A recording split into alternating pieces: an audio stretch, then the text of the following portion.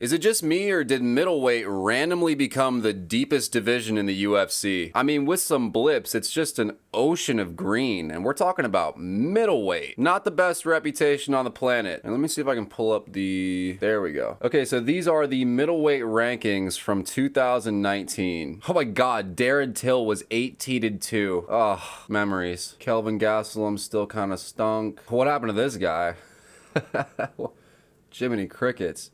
When did he fight in the UFC? What is going on here? Okay, well, Rafael Rovalto didn't even fight in the UFC, so I don't know why he's on the list. So some obscure Brazilian who never fought in the UFC is somehow on this list. I don't know if that's an indication of how weak the division was at that time, or that somebody smoked a blunt before they made this list. But other than Izzy, Paulo Costa, you can say Yoel Romero, but I mean, he was really old. He was an old man. That was what, 6 years ago? Yeah, he was 42. Jared Cannonier, I mean, his record pretty much reflects what his record is now. And Jack Hermansson still kind of stunk too. So other than Izzy, Robert, Paulo Costa, and what Darren Till might have been, the top 10 from back then was just not at all what it is today. You got Dricus du Plessis, 1, 2, 3, 4, 5, 6, 7, 8, 9. A 9-fight winning streak just for the champion alone. Hamzat, we got 1, 2, 3, 4, 5, 6, 7, 8. An 8-fight winning streak versus a 9-fight winning streak for the title. Now that's somewhat comparable to Paulo Costa versus Izzy. But then you got Caio Baralho, who hasn't lost since his second pro fight, I believe. Yeah, it was literally his second pro fight that he lost. And since then, he lost to Jailton Almeida in grappling. Jesus Christ, he lost to Jailton. Why did he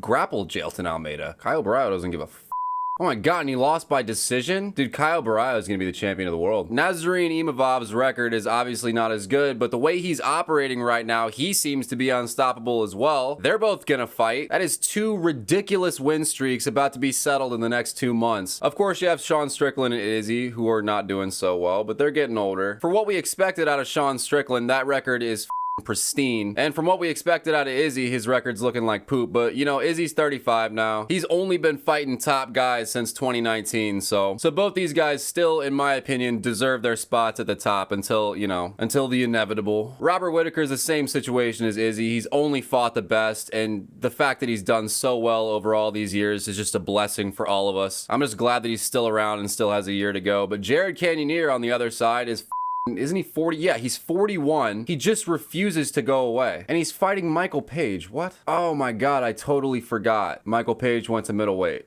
Oh my god. Jared used to bug the hell out of me, but for some reason, the fact that he just will not accept his age, I'm starting to respect it. It's one thing when you go down like Donald Cerrone, but he is pulling off some silly victories in his old age. And now he's about to fight Michael Page. I don't know about that one. Unless Jared Cannonier randomly starts looking 41, I feel like Michael Page is in a dangerous spot. Either way, that one's exciting. No one expected Michael Page to beat Shara. And to be honest, Jared Cannonier sounds like a death sentence, but it'll be exciting. So we've got 4 guys who are getting inconsistent results at the top. But then when you get to number 9, it's like, again, when you look at the list from 2019, you're looking at 2 guys who are undefeated. Darren Till, his record looked really good, but he wasn't. This guy never fought in the UFC, and all these records are poop, but it's like, look at this.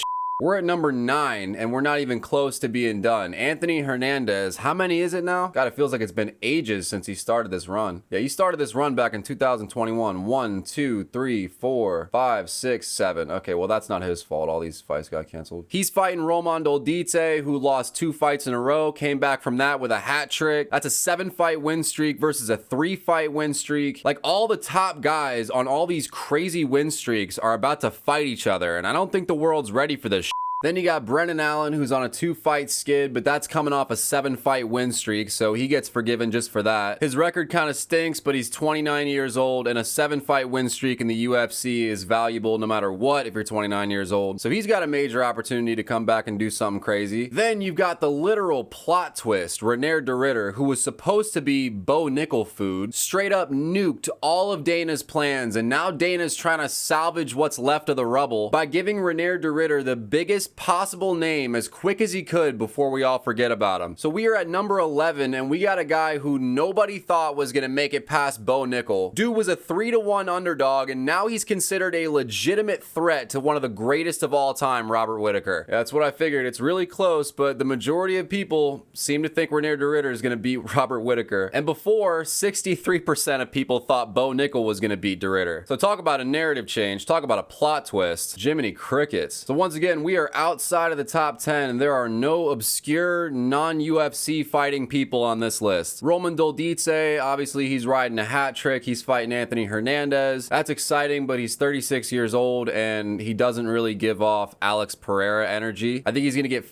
mauled by Anthony Hernandez, but once again, at number 12, we're still finding liddies. RoboCop still got it. Marvin Vettori is a dud. Paulo Costa is unfortunately a dud. Roman Kopolov's had some rough outings, and he's also 34, but he's exciting to watch. Then we go down to number 18. We're not even in the top 15 anymore. These dudes aren't even ranked, and I know Joe Pyfer couldn't knock out Kelvin Gastelum, but neither could Izzy. One of his losses was an arm injury, and other than the Jack Hermanson slip up, he's looking unstoppable. Abus Magomedov, we all thought Sean Strickland was going to be the end of him. It was not. He turns out to be a player. Bruno Ferreira, that is a massive win. Mikel Pereira, massive win. 2 losses to guys of the highest level. I mean, Abus Magomedov, for being 34 years old, has a chance to do something in the next year. Ikram Aliskerov fought Robert Whittaker on short notice. That's just something that you shouldn't do no matter who you are. But he did it, took the loss, came back and looked like a savage. He's 32 years old. He also appears to be hungry for activity. So number 20, Ikram Aliskerov, is going to be an interesting one to watch. Oh, shoot. Why did this... Oh, that stinks. Wow, I just said you look like you were hungry for activity and you withdraw, you goon. Okay, I take back what I said about Ikram. He's a guy who pulls out what okay. All right. Well, then fine. Ikram for pulling out, but that's really cool for Bruno Ferreira that he gets an opponent, and it's also cool that Jackson McVeigh doesn't get butt fucking Cedriques Dumas and his stupid ankle monitor ruined his fight at UFC 317. Now he's got an even bigger fight in Bruno Ferreira, so good for him. Mikel Pereira looked like he was going to be a totally new fighter at 185, an extra 15 pounds not to cut. Everything looked perfect for him, but Anthony Hernandez had something to say about it. Shara Magomedov might have been fraud checked by Michael Page. I don't think so. Super fun to watch, extremely dangerous, and before he fought Michael Page, people thought he was going to be the funny looking Izzy, so we'll see what happens when he comes back against Marc-Andre Barriault. He should destroy him. That's actually going to be a great fight, just to let everybody know that he's still here. But then it's like, okay, Johnny Eblen, 16-0, hasn't even been... Okay, I guess we have our obscure guy who hasn't fought in the UFC. It's Johnny Eblen. I don't know why we don't have this guy yet, but at 33 years old, Dana, it's now or never. Throw up the dough. Bruno Ferreira has also taken some tough losses, but he is just scary. And then it's like, all right, we're at 35 now, and you could debatably throw Azamat Bakoyev in the mix. Zach Reese and Ryan Loder are not nobodies, and it's incredibly impressive for him to have knocked them both out in the first round with ease. And instead of taking an easy fight, he's going for Therese Finney. Disrespect him or don't disrespect him, this dude looks like the way God made him. It may be impossible to stop his wrestling. When Therese Finney gets his hands locked, it looks like somebody got pinned against the wall by factory equipment. I mean, it is just some scary shit. And he is ranked number 60. Those dudes are 29 and 26 years old. Middleweight is the best division in the UFC right now. Prove me wrong. Mansour Abdul Malik looks great. Hasn't been proven yet. Marco Tulio, same situation, but he gets an opportunity against Mikel Pereira. Dude looks ridiculously good, and he is number 49. Ateba Gauthier got demoted to the prelims for, I have no idea why, but when I made a video about him a couple weeks ago, he was on the main card of UFC 318. But either way, super exciting young prospect, looks great, is gonna fight Robert Valentin on the prelims. Cool. Still in Prospectville, we got a guy who's 14-0, just came to the UFC. I don't know how to pronounce his shitty name. 34 years old, but he's 14-0. Who knows what's going to happen with that dude? Cedriques Dumas, go to jail. And then you bottom out with Therese Finney. You got to go all the way down to Therese Finney. Dude, for 185, the next 2 months are going to be ridiculous.